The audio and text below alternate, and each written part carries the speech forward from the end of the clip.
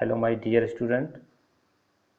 आज की इस वीडियो में हम क्लास 10th मैथ एक्सरसाइज 2.2 को हल करेंगे। तो चलते हैं प्रश्नावली। तो प्रश्नावली 2.2 का पहला प्रश्न, निम्न द्विघात बहुपदों के शून्य ज्ञात कीजिए। शून्यकों एवं गुणांकों के बीच संबंध की सत्यता की जांच कीजिए। तो ये जो आप देख रहे हैं third part 6x² minus 3 minus 7x, इसको हल करेंगे और बाद बाकी खंडों को आप स्वयं हल करेंगे। ठीक है, तो चलते प्रश्न की ओर। तो देखिए ये आपका 6x² माइनस 3 माइनस 7x है। तो इसमें क्रम से लगा लेते हैं। पहले 6x² लिख लेते हैं, फिर उसके बाद x का लिखेंगे जो कि माइनस 7x है तो माइनस 7x लिख देंगे। फिर बिना x का लिखेंगे जो माइनस 3 है तो माइनस 3 लिख देंगे। अब इसके बाद आपको करना क्या है कि सबसे जो अचर पद है ना सबसे लास्ट में, उसका गुणा x² में जो भी दिया हो आगे। अब कुछ नहीं दिया है तो कोई गुणा नहीं करना, और अगर यहाँ कोई संख्या है तो सबसे पहले आप उसका दोनों का गुणा कर लेंगे। तो 6×18। अब 18 कैसे फैक्टर करने हैं कि घटा करके कितने लाने हैं आपको 7। ठीक है, ये समझ लीजिए। यहाँ पे बहुत यहीं पर थोड़ी प्रॉब्लम आती है समझने में। तो सबसे पहले आप इन्हें क्रम से लगा लीजिए इस तरह से, पहले x² का, फिर x का, फिर बिना x का। ठीक, उसके बाद आप क्या करेंगे कि जो अचर पद है सबसे लास्ट में उसका गुणा किसमें करेंगे, इसमें। तो 6×18 गुणा कर लिया, इतना समझ में आ गया होगा। अब 18 के फैक्टर ऐसे करने हैं कि ये चिन्ह काय का है, माइनस का, तो घटा के लाने हैं। कितने लाने हैं, 7। तो अब गुणा करिए, 18 के गुणनखंड करेंगे तो हम कैसे करेंगे, आपके होते 9 गुणा 2, 9 दूनी 18 होता है। अगर 9 में से 2 घटा दिए जाएं तो कितना बचेगा, ये 7 बच रहा। देखिए, तो समझ लीजिए कि 6×18 हो गया। अब 18 के ऐसे फैक्टर करने हैं आपको इसके के, यानी फैक्टर का मतलब दो संख्याओं में ऐसे तोड़ना है कि इन दोनों संख्याओं गुणा कर दें तो 18 आ जाए, अगर दोनों संख्याओं का अंतर निकालना तो 7 आ जाए, क्योंकि अंतर का मतलब यहाँ माइनस है, यहाँ प्लस होता है ऐसे। तो आपको ऐसे फैक्टर करने होते जोड़ करके 7 आ जाए। ठीक है, तो आप समझ गए होंगे यहाँ तक कि 6×18 होता है, 18 के फैक्टर ऐसे करने घटा के 7 आ जाए। तो आपने कर दिया 9×2, 9 दूनी 18 होता है, लेकिन 9 में से 2 घटाएंगे तो आपके 7 बचेंगे। ठीक है, तो देखिए मैंने यहाँ पर लिखा है 9-2। ठीक, अब क्या करेंगे, आप इस ब्रैकेट को हल करेंगे इस वाले को। तो आगे माइनस लगा हुआ है, देखिए ये माइनस देख रहे हैं आप, इस ब्रैकेट को खोलेंगे, माइनस से 9 के आगे माइनस लग जाएगा, और ये वाला माइनस यहाँ पे प्लस हो गया। क्या हो गया, ये प्लस हो गया, क्योंकि माइनस माइनस प्लस। अब देखिए ये संख्या यों की तो उतार दिया शेष आगे। अब इन दोनों संख्याओं में से देखिए क्या क्या कॉमन है, एक तो x कॉमन है, देखो दोनों जगह से, यहाँ x⁻2 है, x⁻1 है, तो x बाहर ले लेंगे। और 3 का भी कॉमन आ जाएगा, देखो 6 में से और 9 में से, देख रहे हैं आप, इसमें 3 का भाग चला जाएगा, इसमें भी 3 का भाग चला जाएगा। तो आपने जब इसमें 3 का भाग दिया 6 में तो 2 बार जाएगा, तो 2 बचा, और 3 का भाग 9 में देंगे तो कितनी बार जाएगा, 3 बार। लेकिन x ये वाली उठा के हमने यहाँ ले लिए बाहर, तो यहाँ पे कुछ नहीं लिखेंगे 3 के पास, और यहाँ में से x लेंगे कि x कितनी बार आया है, 2 बार। ऊपर देख रहे हैं घात, कितनी घात है ऊपर, 2 घात है, तो एक घात तो गई बाहर और एक बची अंदर। ठीक है, समझ में आ गया होगा यहाँ तक। अब इसी प्रकार से इसमें देखिए, इसमें एक कॉमन है तो हमने एक कॉमन ले लिया, किसी संख्या में से एक कॉमन लेंगे तो वो पूरी संख्या यों के त्यों सेम बचती है। ठीक है, अब चलते हैं आगे इसमें कि देखिए 2x-3 और 2x-3 ये दोनों एक जैसे हैं, तो इन दोनों संख्याओं को हमने यहाँ से कॉमन ले लिया। क्या ले लिया, उभयनिष्ठ यानी कॉमन ले लिया। तो ये एक ब्रैकेट में लिख ली 2x-3। अब बचा क्या, अगर दोनों संख्या यहाँ से हटा दी जाए क्या बचा, 3x+1। क्या बचेगा, 3x+1, तो ये 3x+1 हो गया। अब देख रहे होंगे आप, मैंने क्या लिखा आगे, देखो शून्य लिए। जब आपको शून्य ज्ञात करने के तो क्या करेंगे, इसको शून्य के बराबर रख देंगे। तो हमने देखो शून्य के लिए 0 बराबर रख दिया, या तो ये संख्या 0 होगी तो हमने ये दिखा दिया 0, अथवा ये 0 के बराबर होगी तो ये दिखा दिया 0। अब आप यहाँ देख रहे होंगे कि ये -3 है, अगर बराबर से इधर लाएंगे तो +3 हो गया यहाँ पे, और 2 का इधर गुणा हो रहा है तो इधर जाके क्या हो जाएगा, इसका भाग हो गया। देखो देखो इस पे, तो ये भाग हो गया तो 3/2 आ गया, ये पहला आपका शून्य हो गया। इसी प्रकार से 1 को अगर इधर ले जाएंगे हम तो माइनस का हो जाएगा, तो देखो -1 हो गया। अब यहाँ 3 गुणा में है तो इधर जाएगा तो बट्टे में जाएगा, तो ये 1/3 माइनस का, ये आपके 2 शून्य हो गए। अब चलते सत्यता की जांच, इसकी जांच किस तरह से करनी है।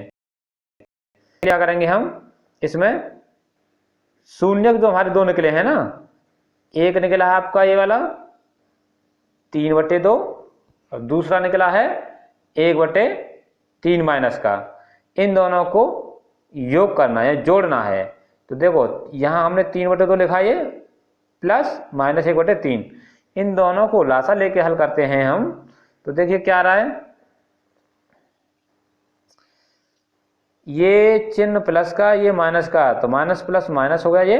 अब एलसीएम लिया हमने यहाँ पे 6, 3 दूनी 6।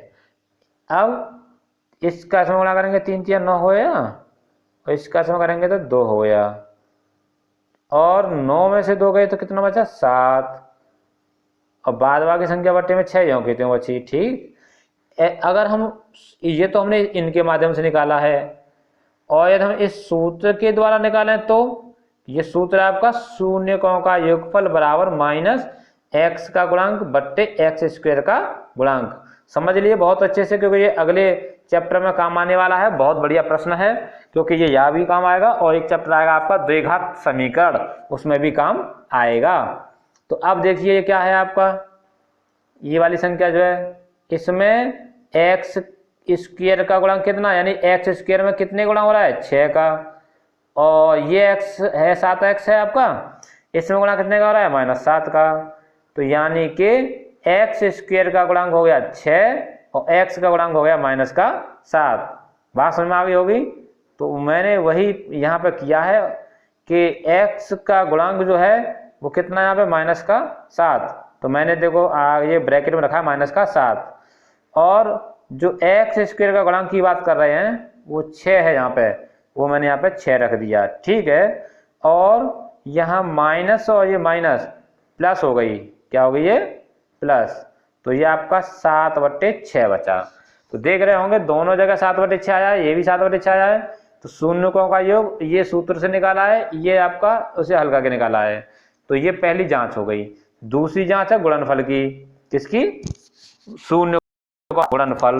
तो शून्य का गुणनफल देखा कैसे, एक शून्य था 3/2 और दूसरा -1/3, इन दोनों को गुणा करेंगे तो 3 से 3 कट गया, -1/2 बचा। और सूत्र होता है शून्यकों के गुणनफल के लिए ये वाला, अचर पद बटे x² का गुणांक। तो देखो फटाफट से दौड़ के, ये देखिए अचर पद क्या है यहाँ पर, अचर पद का मतलब होता है बिना x वाला, कितना है, -3, और x² का गुणांक कितना है, 6। तो अब वहां लगा दीजिए, अचर पद का मान देखिए कितना है, 3 लगा दिया आपने, और x² का मान कितना है, 6, तो आपने 6 लगा दिया। अब देखिए कितना हुआ ये, इसमें भाग किया आपने, 3 से 6 को काटा 2 बार, तो ये 1/2 बचा।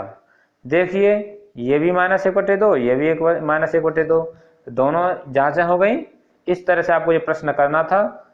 और इस प्रश्नावली का दूसरा प्रश्न है, उसका दूसरा भाग ये वाला करेंगे हम आज हल। इसको समझने से पहले प्रश्न को समझ लीजिए कि प्रश्न किस तरह से है। देखिए प्रश्न नंबर 2 क्या कह रहा है, एक द्विघात बहुपद ज्ञात कीजिए जिसके शून्यकों के योगफल तथा गुणनफल दिए गए हैं।